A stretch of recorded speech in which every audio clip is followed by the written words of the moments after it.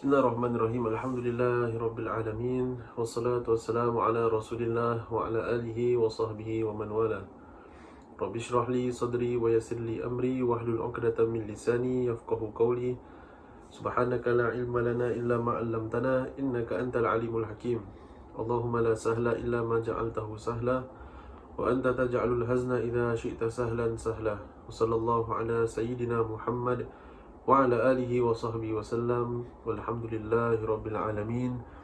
Para penonton yang dirahmati Allah sekalian, Assalamualaikum warahmatullahi wabarakatuh. Alhamdulillah, kita memanjatkan kesyukuran kita pada Allah Subhanahu wa taala atas segala limpah kurniaan nikmatnya. Allah masih memberikan kita nikmat iman, nikmat Islam dan juga nikmat kesihatan. InsyaAllah sama-sama kita bermohon, mudah-mudahan Allah Subhanahu wa taala memberikan kita rahmah, memberikan kita maghfirah dan juga memberikan kita sakinah, dan mudah-mudahan Allah Subhanahu wa taala menerima segala amal ibadah kita. Dan insya-Allah dengan keberkatan bulan yang penuh barakah ini, kita bermohon mudah-mudahan Allah Subhanahu wa taala mengangkat segala bala daripada kita dan menyembuhkan segala penyakit-penyakit kita, insya-Allah, amin ya rabbal alamin. Para penonton yang dirahmati Allah sekalian, pada kali ini insya-Allah kita akan membincangkan ataupun berkongsi mengenai bahaya ataupun kesan apabila kita tidak menjaga lidah kita. Jadi khususnya apabila dalam keadaan kita berpuasa, selain daripada kita menjaga makan kita, selain daripada kita jaga minum kita, selain daripada kita tunaikan solat-solat sunat, solat sunat tarawih, kita membaca Quran dan sebagainya, dalam masa yang sama ada juga perkara-perkara yang perlu kita jaga, yang perlu kita waspada agar tidak terjejas ataupun tidak terkesan dengan ibadah kita disebabkan oleh perkara yang kita tak jaga tersebut. Jadi salah satu di antara perkara itu adalah menjaga lidah kita.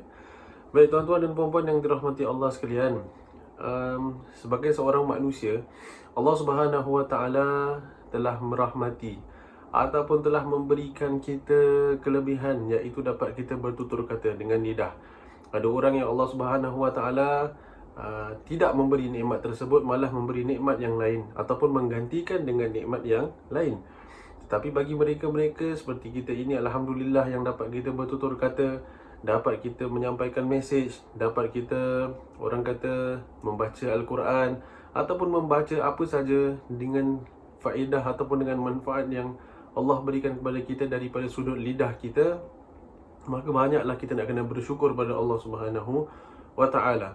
Panjatkan banyak-banyak kesyukuran pada Allah Subhanahu wa taala agar Allah Subhanahu wa taala sentiasa memberikan kita limpah kurniaan nikmatnya yang berkali-kali ganda.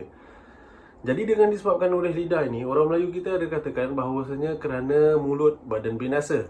Jadi apabila dikatakan mulut ni, maksudnya kata-kata kita lah. Dan kata-kata kita ini mungkin boleh menyebabkan satu kebaikan ataupun sebaliknya boleh menyebabkan satu kemudaratan.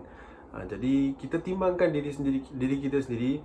Adakah kita gunakan lidah kita ini banyak untuk manfaat orang ataupun banyak untuk kemudaratan orang?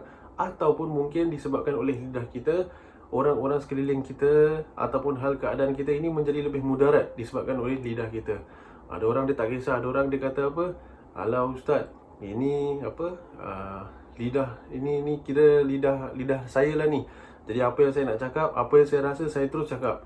Jadi saya terus terang. Betul, kita memang ada hak untuk kita nak berterus terang dan sebagainya. Tapi dalam masa yang sama, kita sebagai seorang Islam, ada garis pandu, ada adab-adab yang perlu kita waspada. Sebenarnya yang kita nak kongsikan pada hari ini ialah bagaimana cara untuk kita nak menjaga lidah kita. Dan ini merupakan satu perkongsian, bukan niat untuk kita nak mengajar. Saya tidak mengajar, tetapi saya berkongsi apa juga daripada para alim ulama kita, daripada para salafus salih kita, daripada para sahabat-sahabat, daripada Rasulullah sallallahu alaihi wasallam. Saya berkongsi, jadi mudah-mudahan ini untuk kemanfaatan diri saya juga dan juga kemanfaatan para penonton sekalian. Mudah-mudahan kita dirahmati Allah Subhanahu wa taala. Jadi Allah Subhanahu wa taala ada berfirman, iaitu di dalam Al-Quran, beberapa ayat-ayat yang menyentuh tentang bab lidah dan menyentuh tentang kebinasaan orang-orang disebabkan oleh lidah. dan juga ada beberapa hadis-hadis Nabi SAW juga yang menyentuh tentang bab lidah, dan juga ada beberapa kata para alim ulama juga yang menyatakan tentang bab lidah. Mungkin orang itu boleh menjadi seorang yang orang kata orang yang baik disebabkan oleh lidahnya. Ada juga disebabkan oleh lidahnya dia menjadi orang yang dibenci ataupun menjadi orang yang dilaknat Allah Subhanahu wa taala. Baik. Jadi bila Allah Subhanahu wa taala mengurniakan kita nikmat lidah ini, iaitu nikmat untuk kita berkata-kata, dah tentu kita nak kena gunakan untuk kebaikan. Dah tentu kita nak gunakan untuk maknanya kemanfaatan, kan? Jadi bila kita berkata-kata ni, kita lihat kata-kata kita adakah ianya mendatangkan manfaat ataupun datangkan mudarat. Ada orang tanyakan soalan, tapi adakah soalannya itu ikhlas? Adakah soalannya itu mendatangkan manfaat ataupun datangkan lebih banyak mudarat? Ada orang dia gunakan lidahnya untuk menegur.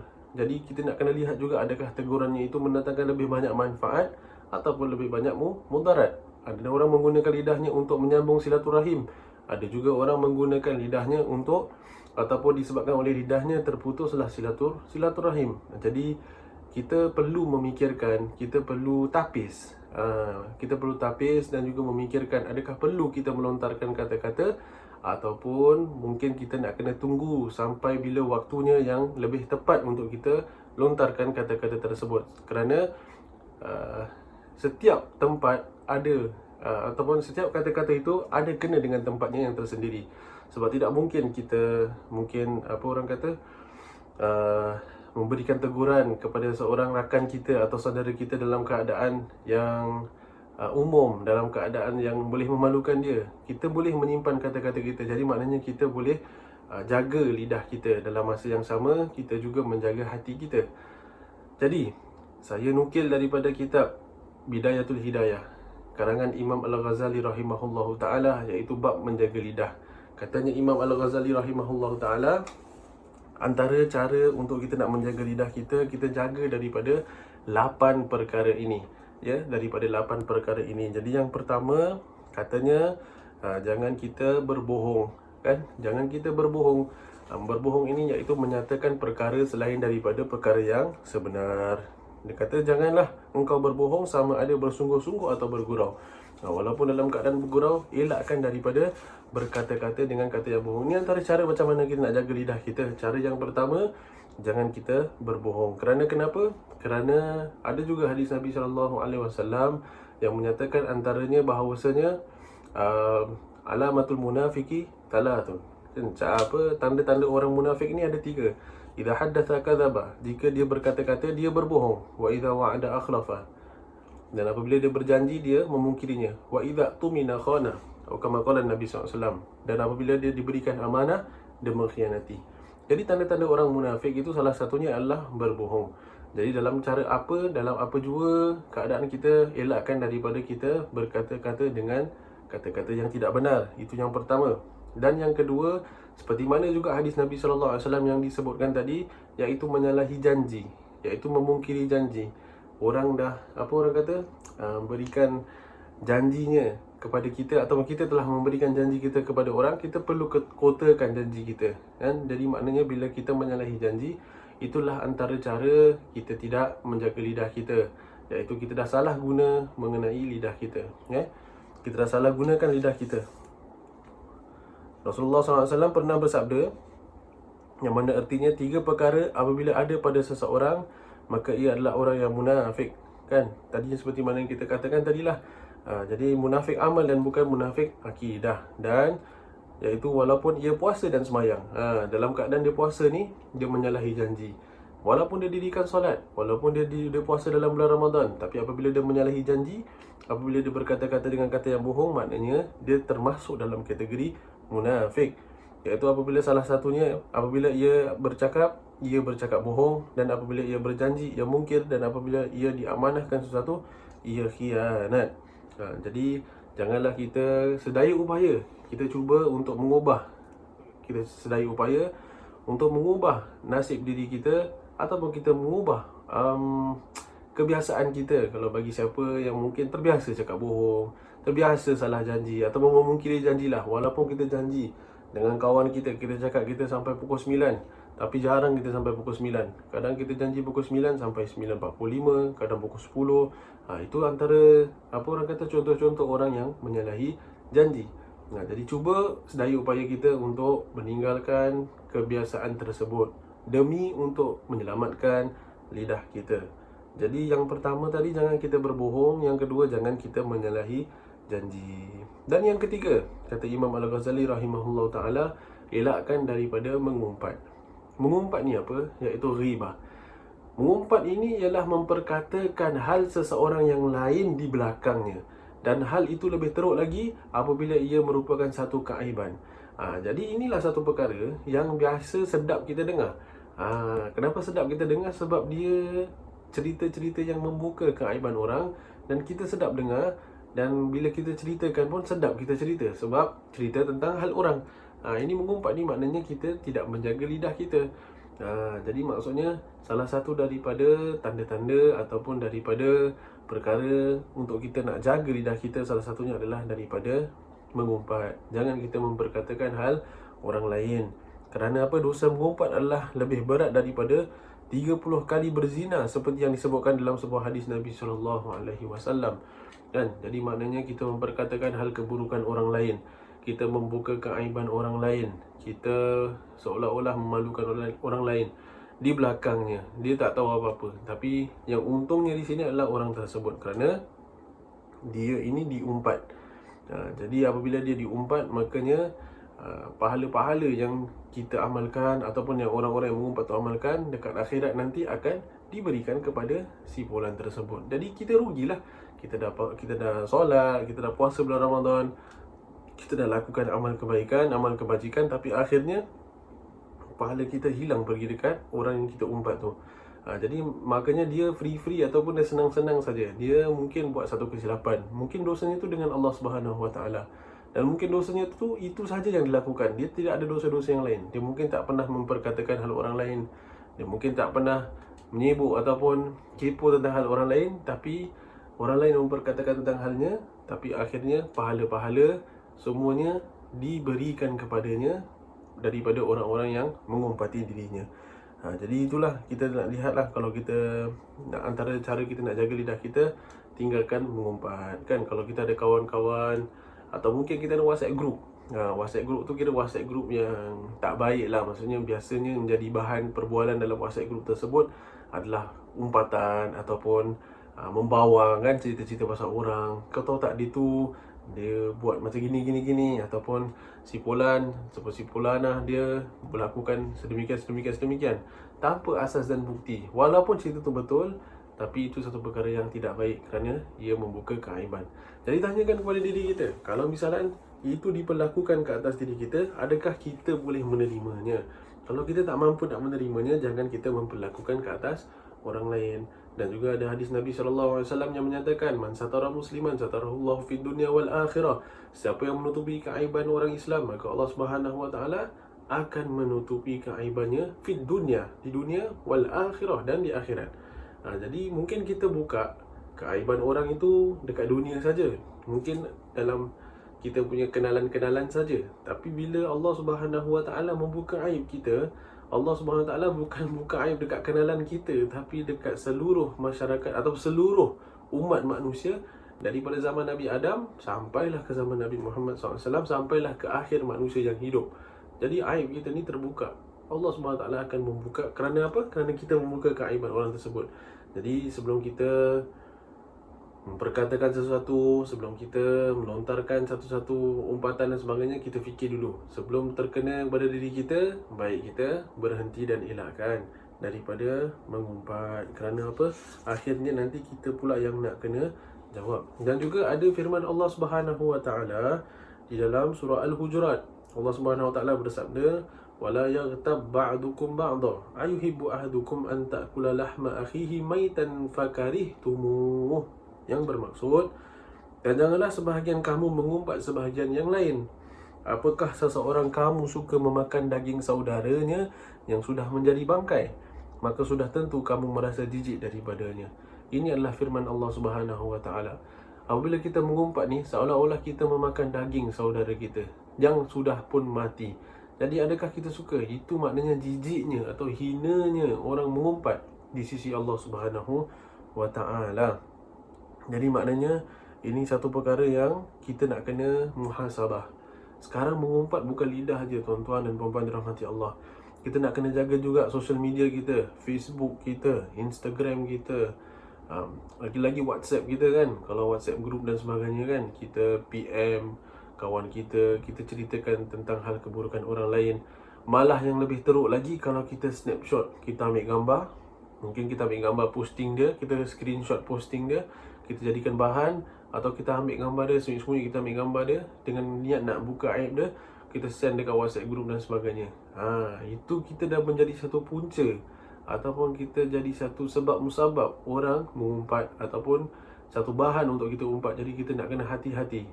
Dia mungkin daripada sudut mata kasar, mungkin orang tu buat satu kesalahan, tapi kesalahan kita sebenarnya lebih besar. Kerana kenapa? Mungkin kesilapan orang tersebut itu antara dia dengan Allah Subhanahu wa Ta'ala. Tetapi kesilapan kita dengan dia ini antara kita dengan dia. Takut-takut nanti bila dia tak maafkan kita, kita pula yang tersangkut amalan kita. Kerana apa? Kerana kita dosa dengan dia, bukan dosa dengan Allah. Dan tentu-tentu mengumpat tu dosa yang besar. Tapi bersangkutan ataupun melibatkan diri seseorang yang lain, itu perlu kita meminta maaf dengan dia. Dan itulah yang kalau boleh kita nak elakkan. Kerana kenapa? Penat kita puasa bulan Ramadan, penat kita bangun malam sembahyang tahajud, sembahyang tarawih, sembahyang witir, kita baca Quran, kita pergi haji, kita pergi umrah, atau kita lakukan sedekah amal jariah. Hilang semua disebabkan oleh tak menjaga lidah kita, dengan sebab kita mengumpat atau menceritakan hal keburukan orang lain di belakangnya. Jadi antara perkara yang lain juga yang mungkin kita nak sentuh di sini adalah bab fitnah. Fitnah iaitu membuat cerita tentang seseorang di belakangnya, tapi cerita itu tidak betul. Ini lagi teruk lagi. Mengumpat tu dia cerita kat belakang satu hal. Yang kedua ni dia buat fitnah. Maknanya fitnah ni cerita tak betul. Dia menyampaikan pada orang lain. Orang lain pun dah macam, teruknya dia ni, jahatnya dia ni, dia ni orang yang tak baik lah. Kan? Disebabkan oleh mulut kita pula. Padahal apa yang orang tu lakukan betul-betul sebaliknya. Jadi kita kalau boleh elakkanlah fitnah ni. Dosanya al-fitnah tu asyaddu minal qatl. Fitnah ini dosanya lagi dahsyat daripada pembunuhan. Membunuh ataupun mengambil nyawa ni dah menjadikan satunya dosa yang besar. Tapi fitnah ni dosanya lagi besar daripada membunuh. Dan kalau bukan fitnah, kita menyampaikan berita di belakang orang itu dengan keaibannya, kalau cerita tu betul pun namanya namimah, kan? Namimah ni menyampaikan keaiban orang lain di belakangnya. Dia macam mengumpat jugalah, tapi ceritanya betul. Jadi sia-sialah bila kita beramal, tapi kalau kita masih membawang, kalau kita masih mengumpat, kalau boleh kita elakkan. Kita cuba kurangkan daripada memperkatakan hal orang lain. Carilah perkara-perkara, benda-benda lain untuk nak diperkatakan selain daripada hal perihal orang lain. Kita jangan cerita-cerita pasal ahli keluarga atau saudara mara. Sudahlah, yang sudah tu sudah. Kerana apa? Sampai bila pun tak akan habis kalau kita ceritakan tentang hal keadaan orang lain. Kalau kita rasa, seorang alim pernah mengatakan, kalau kita rasa dosa kita belum diampuni oleh Allah Subhanahu wa Ta'ala, jangan pula kita menyibuk dengan dosa orang yang lain. Kita rasa dosa kita ni agak-agak Allah dah ampunkan ke belum ya? Kita tak tahu lagi tu, tapi kita masih menyibuk hal dosa orang lain seolah-olah kita ni tidak ada dosa dengan Allah Subhanahu wa Ta'ala. Ya mungkin kita dah cakap kita minta ampun dengan Allah, ya mungkin kita kata kita dah taubat dengan Allah Subhanahu wa Ta'ala, akan tetapi bila kita rasa dosa kita belum diampuni Allah Subhanahu wa Ta'ala, maka jangan kita menyibuk dengan dosa orang lain. Jadi yang seterusnya itu, yang pertama tadi, kita nak jaga lidah kita, jangan kita berbohong. Yang kedua, jangan kita menyalahi janji. Yang ketiga, jangan kita mengumpat. Yang keempat, elakkan daripada berdebat ataupun bertengkar ataupun suka membantah perkataan orang lain. Suka mengumpat, suka berdebat, ataupun suka, orang kata, bertengkar, suka argue lah, senang kata. Semua benda dia nak argue. Kalau boleh elakkan. Itu antara cara kita nak jaga lidah kita, ialah kita elakkan daripada argument, kita elakkan daripada bertengkar. Kan ada hadis Nabi SAW, man tarakal mira'a wa huwa mubtilun, banallahu lahu baitan fi rabadil jannah. Yang bermaksud sesiapa yang sanggup meninggalkan pertengkaran sedangkan ia adalah di pihak yang salah, Allah Ta'ala akan membina untuknya sebuah rumah di tepi syurga. Wa man tarakal mira'a wa huwa muhiqqun banallahu ta'ala baitan banallahu lahu baitan fi a'lal jannah. Dan barang siapa yang sanggup meninggalkan bertengkar sedangkan ia adalah di pihak yang benar, Allah Ta'ala akan membina untuknya sebuah rumah di tempat yang tinggi di dalam syurga. Kalau kita avoid argument, kalau kita tinggalkan pertengkaran, tapi kita ni salah, maka Allah akan membinakan kita rumah di tepi syurga. Maknanya kita tahu kita salah kan? Orang marah kita, orang-orang tegur kita, kita tak berungkal, kita okeylah, kita terima, minta maaf ya, saya terima tegurannya dengan baik, terima kasih je, minta maaf, insya-Allah saya akan cuba untuk tak nak lakukan lagi. Terima kasih kerana concern, terima kasih kerana mengambil tahu hal diri saya, terima kasih kerana ingin memperbaiki diri saya. Saya tahu saya manusia biasa, saya akui kekurangan diri saya, terima kasih banyak-banyak. Dia tak bertengkar, maknanya dia tinggalkan pertengkaran tersebut, Allah akan binakan baginya sebuah rumah di syurga. Tapi yang darjat yang lebih tinggi lagi yang disambung oleh Nabi SAW, iaitu level yang lagi tinggi lagi, ialah apabila dia meninggalkan argument, dia meninggalkan pertengkaran apabila dia berada dalam keadaan yang benar. Dia cakap dia betul, dia tahu dia betul, dan dia tahu definitely orang yang dia tegur tu ataupun orang yang dia bertengkar tu, orang tu salah, tapi dalam keadaan dia benar ni, dia tinggalkan argument tersebut. Maknanya dia sudahlah, dia pun tak nak apa orang kata, tak nak bertengkar dan sebagainya kan, tak nak ada gaduh-gaduh, jadi dia tinggalkan. Maka orang sedemikian, kata Rasulullah SAW, Allah akan binakan baginya rumah di tempat yang tinggi di dalam syurga. Kerana susah. Bayangkan, kita mungkin dengan ahli keluarga kita kan, kita tahu kita betul, tapi kita masih lagi nak tegakkan. Pasal cakap, aku tahu ni aku cakap ni betul kan, aku tahu ini adalah satu kebenaran. Makanya kita meninggalkan, sudahlah, dahlah, penatlah cakap lah. Kalau boleh pun kita tak nak gaduh-gaduh dan sebagainya, maka akhirnya kita tinggalkan perdebatan tersebut. InsyaAllah akan dibinakan bagi kita satu rumah yang tinggi di dalam syurga. Ini kata Rasulullah SAW. Dan janganlah engkau tertipu dengan tipu daya syaitan, kerana syaitan selalu mengatakan engkau mesti bertengkar dengan mereka kerana engkau adalah memperjuangkan kebenaran, dan jangan berlembah lembut di dalam hal ini. Kata Imam Al-Ghazali, syaitan selalu cocok. Syaitan selalu cakap apa? Ini kau betul tau ni, kau nak kena tegur tau. Ini kalau kau tak tegur ni, kau salah tau. Kerana syaitan memang suka kita bertengkar kan. Kadang-kadang kita rasa kita nampak semua benda kita nak tegur, dan kita nak orang kata memperbaiki hal there and then. Itu jam juga kita nak baikkan. Kita lupa itu semua kerja Allah Subhanahu Wa Taala. Ya, memang betul kita ada peranan, tapi seperti mana yang pernah kita katakan, setiap teguran, setiap kata-kata, likulli maqamin maqal. Setiap tempat ini, setiap kata-kata ni ada tempatnya yang tersendiri. Ada yang kadang-kadang teguran kita atau kata-kata kita, lontaran cakap kita ni tak kena tempat. Kita cuba bayangkan ya, kalau misalnya kita pergi bertutur kata dengan menteri dan sebagainya, ada adab, ada etiquette ataupun ada protokol kan. Kalau kita bertutur dengan orang tua, ada protokol. Kita cakap dengan budak kecil, ada dia punya cara-caranya. Dia bukan kita cakap satu, dia kena dekat semua. Tak boleh. Dan tak orang kata tak sesuai lah. Kalau kita cakap dengan apik kat pasar macam mana, kalau kita cakap dengan kawan kerja kita macam mana, kita cakap dengan bos kita macam mana kan, kita cakap dengan saudara mara kita kan, lain-lain semuanya. Jadi kita nak kena lihat keadaan, lihat mengikut kepintaran diri kita, macam mana kita nak sesuaikan kata-kata kita dengan orang-orang sekeliling. Apatah lagi bila nak menegur yang kita rasa kita ni betul, tapi dalam masa yang sama, ingat syaitan selalu memperdayakan. Okey, itu yang keempat, iaitu elakkan daripada berdebat untuk nak menjaga lidah kita. Yang kelima, memuji diri sendiri. Orang yang suka puji diri sendiri ni, dia syok sendirilah, senang kata. Ni pun antara cara ataupun antara yang lain kalau seseorang itu tidak menjaga lidahnya, ialah dengan dia banyak puji diri sendiri kan. Allah Subhanahu Wa Taala berfirman, fala tuzakku anfusakum wa a'lamu biman ittaqa. Allah Subhanahu Wa Taala berfirman dalam surah An-Najm ayat 32, maka janganlah kamu menganggap dirimu bersih, sebenarnya Allah Taala lebih tahu siapakah orang yang lebih bertakwa kepadanya. Jangan kita puji diri sendiri. Allah Maha mengetahui siapa yang lebih bertakwa di kalangan Allah Subhanahu Wa Taala atau di sisi Allah Subhanahu Wa Taala. Dan jangan kita syok sendiri, jangan ingat kita ni orang yang baik, kita ni orang yang banyak amal, kita ni orang yang banyak buat khidmat. Jangan kita ingat kita ni dah cukup pahala, jangan kita ingat kita yang orang kata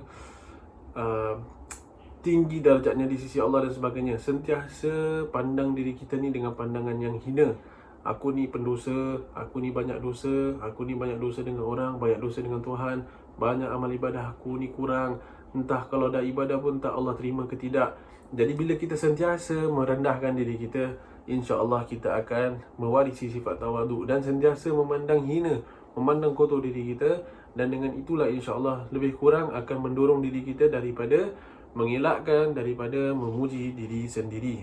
Dan yang keenam, jangan kita melaknat.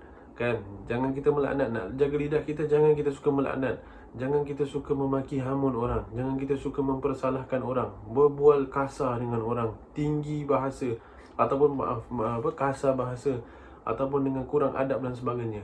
Mungkin kita ingatkan kita ni bos, kita ingatkan kita ni orang yang berkuasa, jadi kita ada hak nak cakap apa-apa dekat orang-orang atau pekerja-pekerja kita. Itu satu akhlak yang bukan akhlak Rasulullah SAW. Dan kita fikir sendiri, kalau kita tak mengikut akhlak Nabi, macam mana agak-agak orang nak hormati kita. Jadi kita tak boleh nak cakap, oh no, I'm the boss, I have the right to say so. Actually, not really lah. Tak sebenarnya. Kerana apa? Kerana orang yang tidak menjaga lidah, kerana banyak melaknat orang ni, hidupnya itu dia tidak diberkati Allah Subhanahu Wa Taala. Apatah lagi kalau dia menghina atau yang dia membuat kasar itu dengan pekerja ataupun dengan orang-orang Islam sendiri.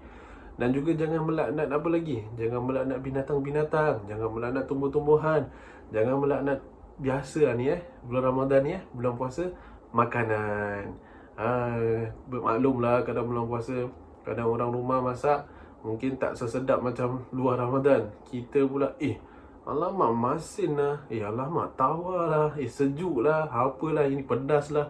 Jadi kurangkan daripada memperkatakan hal-hal sedemikian. Kerana kenapa?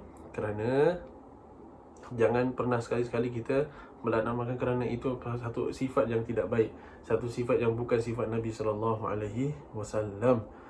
Jadi ini merupakan satu sunnah, iaitu tidak mencela makanan. Kerana apa? Sesungguhnya Rasulullah SAW tidak pernah mencela makanan yang tidak sedap. Bahkan apabila beliau berkenan, beliau akan memakannya, dan apabila beliau tidak berkenan, beliau meninggalkannya tanpa mencelanya. Dan makan tak sedap, dah jangan komplain, diam sudah. Cari makanan yang lain. Kalau tak ada makanan yang lain, anggaplah mungkin inilah rezeki yang Allah Subhanahu Wa Taala berikan kepada kita malam ini. Tak apalah, saya sekali asyik makan sedap aja kan, saya sekali makan tak sedap.